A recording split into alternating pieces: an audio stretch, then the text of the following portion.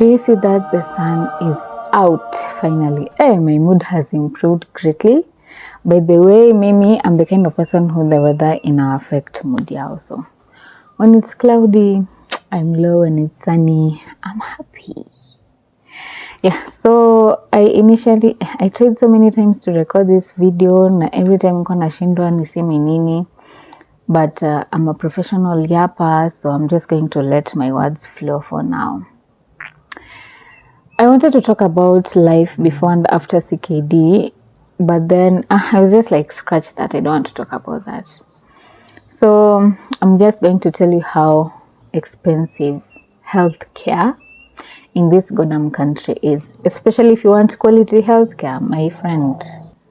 Let me just tell you something. With all my experience of living on this earth for 23 goddamn years, I don't think there's any way anyone will ever glorify poverty and lack. I didn't even convinced like, yeah, let me be broke and happy. Oh my God. Nah, not me. Mimi, I'd rather go be depressed, but I have money. Honestly. Kwanza, I was listening to this interview. Yeah. Dr. Kingori with Peter Ndwati. We are talking about this man. I can't even remember his name. What was his name? Kiki what? I can't remember. But in short, this man was a billionaire. And like he died at 70. And so Dr. Kingori was just like, Ati you in your... At him in his 70s, with all the wealth that he amassed, he lacked one valuable thing that a certain broke man deep in poverty under a certain tunnel had, which was life. It's like, guys, be fucking for real. Everybody knows that in this life, without money, you will suffer. There's nothing you can glorify about lacking money. Ati hii narrative ya at least you have life. A miserable life without money, literally analala chini ya tunnel. Do you think that's comfortable? I just accepted. Mimi, I love money. I'm a lover of money. Money is a way. Money makes life comfortable. Money makes life good. Money makes me happy. Money. Yeah. Anyway, so yeah. Healthcare is really expensive in Kenya, and like kutoka na my own experience, I don't want to say it's expensive, but like ndo tu mnielewe, like you get. Mimi, I'm on a journey where I don't want to lock myself out of experiences by making them be so hard to reach. Like ukishasema kitu ni expensive, it's like you remove yourself from the equation. You get my point. So that's something I'm trying to unlearn, and I'm seriously working on to attract abundance into my life. And so far it has worked. I've actually been getting paid to exist. So that as it sounds, but like, yeah.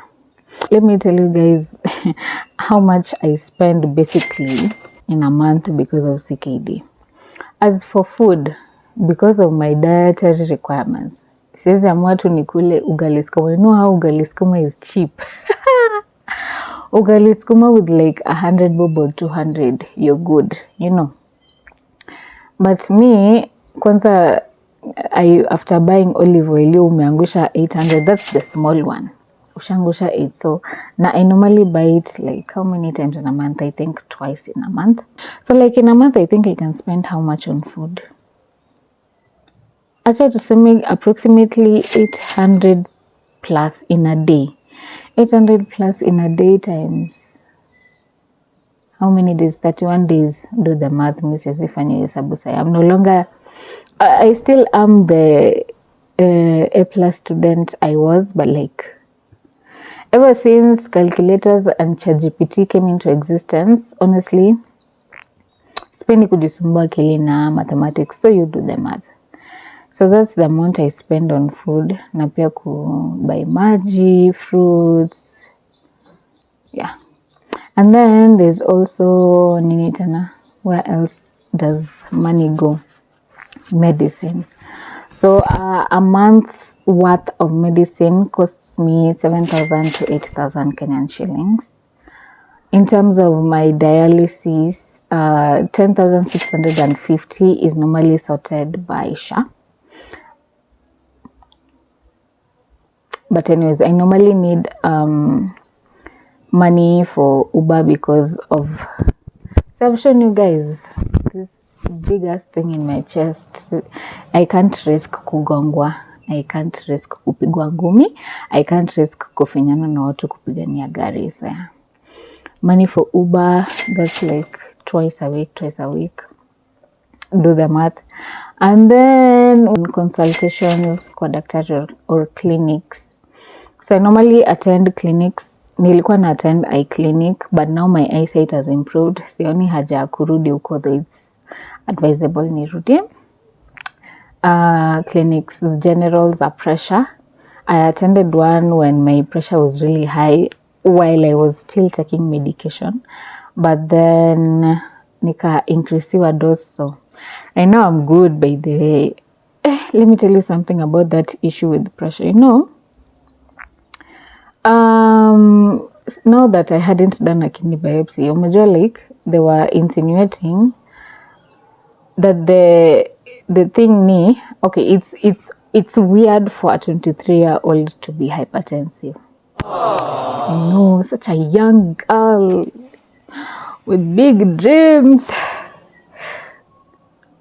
I can't say my dreams were cut short. They were, they were delayed because man, this thing has been a curse and a blessing, and I'm just making the best out of it. Anyway, kuhusu pressure. So they were like, it could be that this kidney problem caused the hypertension, or the hypertension caused the kidney problem. But then it can't be the hypertension caused the kidney problem because I'm young. So it was probably the CKD caused hypertension. So I used to wonder, you know, my mom has a history, kuna history of hypertension in our family, yeah. So I used to wonder sometimes, like when my mom's pressure would be high, Mujo would notice discomfort, sometimes her head would ache, blah, blah, blah, blah, nini. So I used to wonder, was I hypertensive without knowing? Like those times I would get migraines, headaches, and all. Like, was that time, like, pressure yangu ilikuwa juu and I didn't know? But anyways, now, it actually is a thing. Like, if you're hypertensive, then once you feel lightheaded and you get headaches, that could be a sign that your pressure is high. So, like, pop a pill or go to the nearest clinic or medical center. So, yeah, what was I talking about? And I may lose my train of thought.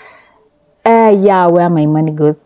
So there's the doctor's visits, and then now there are new added expenses that I am yet to incur. You might ask yourself, which expenses are these? Acheni niwaambie. You know, I'm trying to maintain speaking in English, not because I don't know my language. I mean, Kiswahili sanifu. I used to love Kiswahili. But I also don't know Kiswahili sanifu, but I also don't know English perfectly, but I also don't know Kijaluo. But me, I just want a global audience. That's why I'm speaking in English. So yeah, what was I saying? In terms of expenses to be incurred. As you know, see, I'm supposed to get a kidney transplant. Hey, tell me why.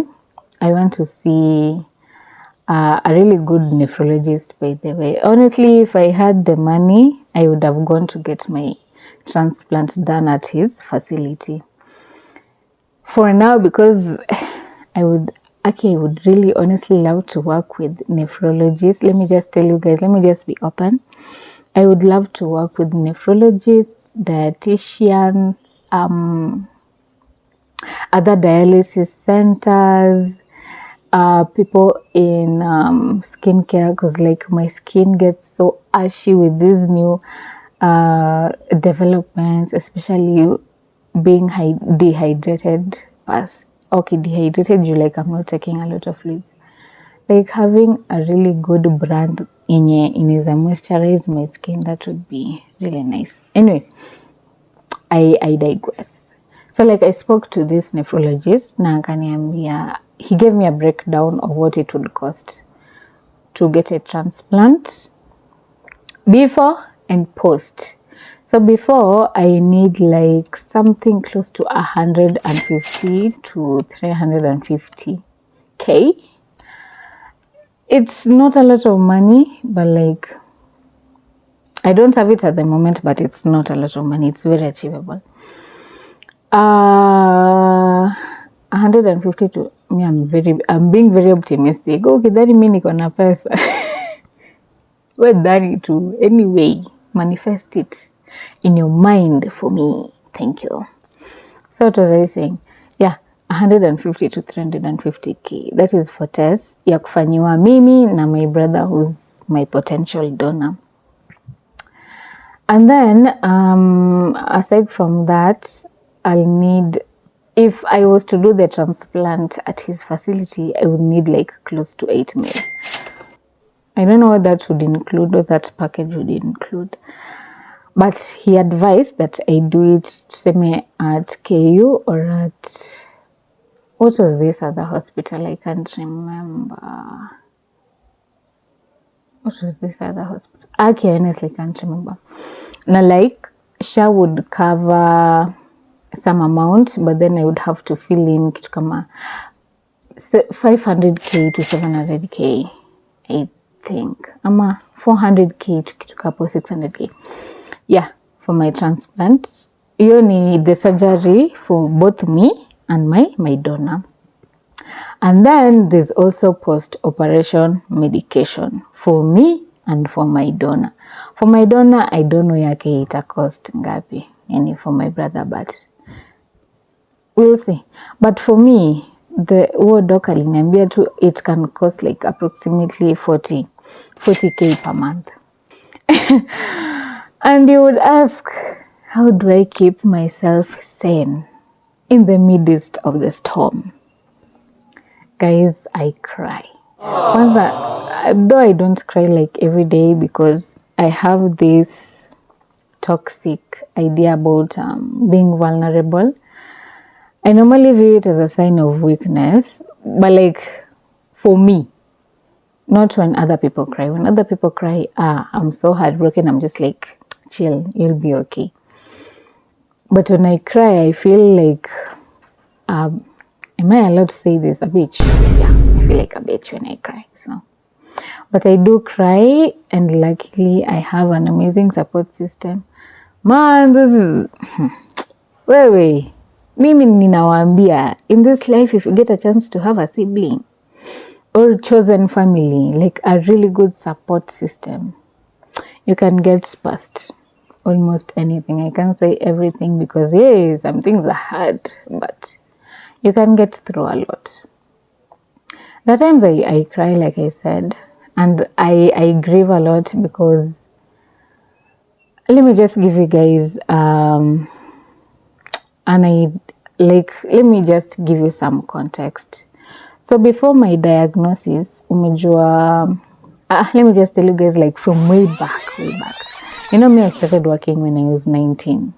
I'm hustling. I started hustling when I was 19. And my version of hustling is not ati umepata kazi and now you've started. My version of hustling is unatafuta kazi actively. You get, you lose, you get, you lose. Evil, you are in and out of getting money, lacking, hustling. Yeah, mi kwangu, that's the definition of hustling. And I started at 19 because itabidi niwaambie story mingi za nyumbani, but I don't want people to know my tea like that. But let me just tell you in short, the person who was responsible of taking care of me and my siblings was just like, you're an adult now, you go fend for yourself. I was 19, I hadn't even joined, I had joined university. Yeah, I had. So like, you know, all this time from 19 up to 23, like I've had moments of kupata pesa here and there na kukosa pia pesa. But sasa this year, is when like I found something that worked for me. Like it worked. Literally just getting this apartment was courtesy of it. For those who know, I was homeless. I was in the pits. I was just roaming around in people's homes, kufukuzwa. And that was a crazy time on its own, you know. Anyway, so yeah, like I was saying, like I finally found something solid, something I knew could bring me money and something that was easy to me. Because let me just tell you something. In this life, I've had my fair share of struggle. I've had my fair share of pain. And you might wonder, what is a 23-year-old small girl talking about? Hey, but maybe someday you'll know, maybe you won't. But like, such is life. Anyway, as I was saying, what was I saying? So yeah, I found something that worked for me, and I don't like doing hard things. Mimi, I'm going to say it with my chest. I like it. I love it when things are easy for me. I don't want to sipendi ati kitu itanisumbua, kitu itaniuma, sijui. If there's an easier way, I'm taking it, because when has struggle ever benefited someone? And I'm living this life for me, man. I deserve the best. Anyway, so what was I saying? Yeah, I found something that worked for me, something that was easy, something that I enjoyed.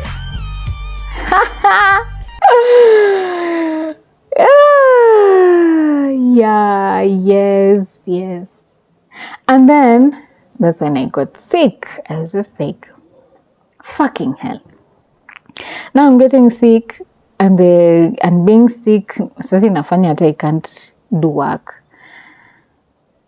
I can't enjoy the things I used to enjoy. I can't just decide to light one. I can't just decide right now I'm feeling hungry, let me just go to the nearest mini mart, get some crisps. Like, you know, I can't stuff my face with chips, with unhealthy food, with meats, with, I don't know, I can't eat something as simple as yogurt. Guys, it hurts. Like, and you know me, I'm a lover of food. Like, hey, come on, you've known me for the longest time, after from high school.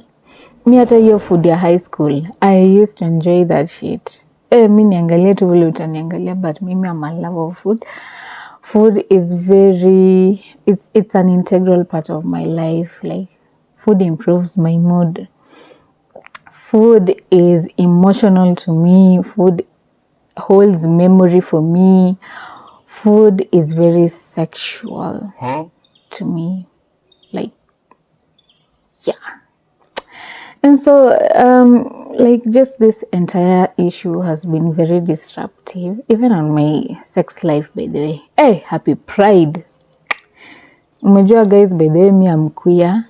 30, I'm looking. I know that for me, kukuwa na dem, I need to have money. So right now, I would have loved to.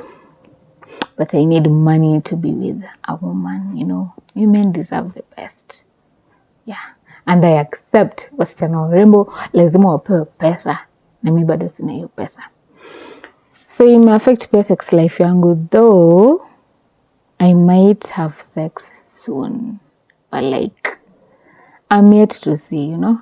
Nitamwambia how it goes. Like, me, my main fear ni juu ya hii catheter, because like, how will I do that shit? You know? How will we do it?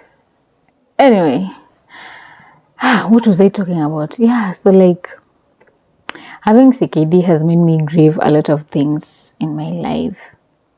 Or having the privilege of just going outside to a club and just dancing. Because of this thing, guys, that I said because that in my body, just because of this thing on my chest right now. And yeah. Oh yeah, and also in terms of that, imagine me if I want to go out to UAO. Kama you don't know the meaning of UAOing, UAO, okay, the word UAO is a Luo word meaning resting, or kuchapwa na hewa kidogo, you know, kubarizi, going out, sipping some drinks, having some fun, you know, just taking a breather. Yeah. So I can't hear you right now. I would have wanted to. Right.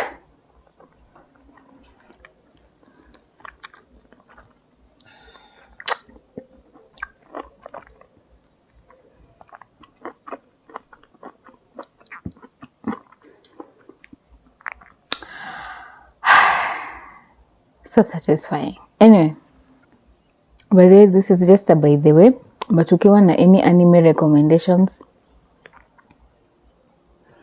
tell me. I'm so bored. So I was talking about how things have changed. Say if I want to go to Iweyo, I only have 5 spots in mind right now.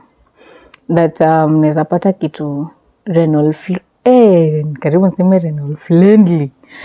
Pali neza pata renal friendly ya kukula.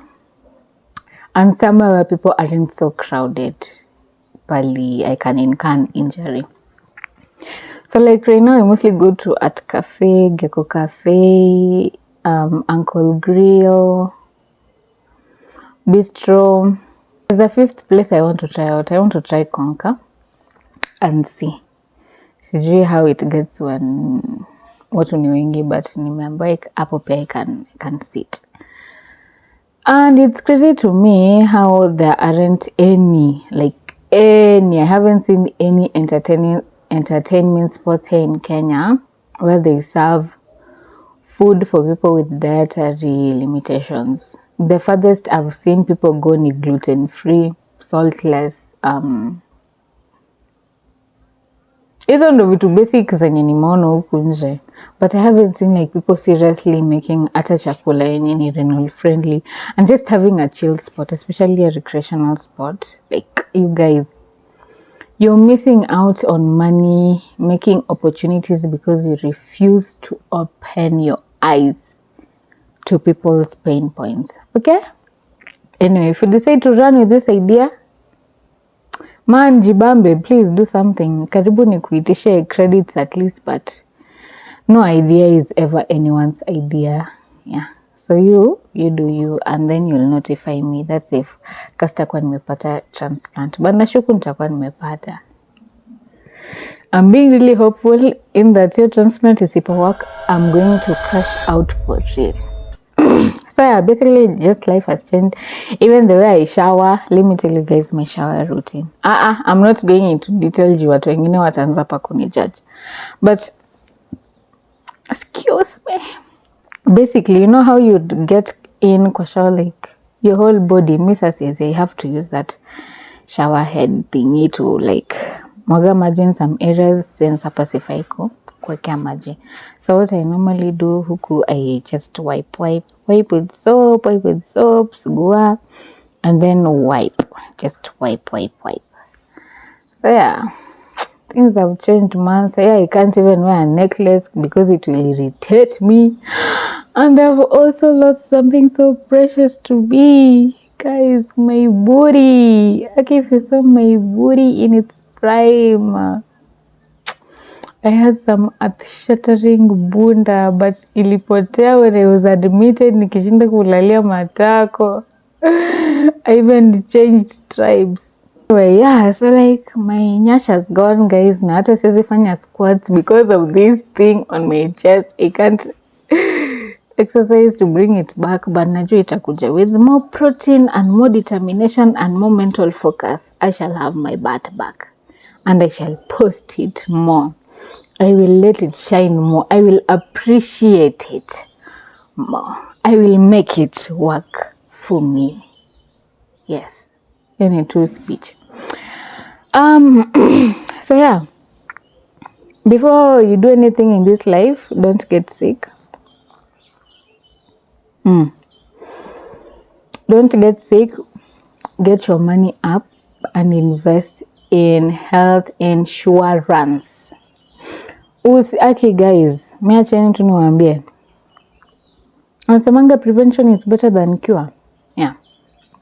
invest in health insurance. If you're healthy right now, just that extra money, tafuta insurance firm yenye unaelewana nayo, then get to know about their covers, no matter how young or old or ataka when you student.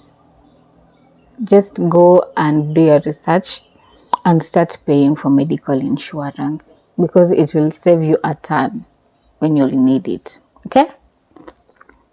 Anyways, that is all from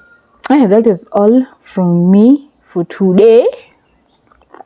Baini, make sure to like, subscribe and comment, na msisahau kunipea anime recommendations. Okay, bye. If you have any questions, pia mniulize.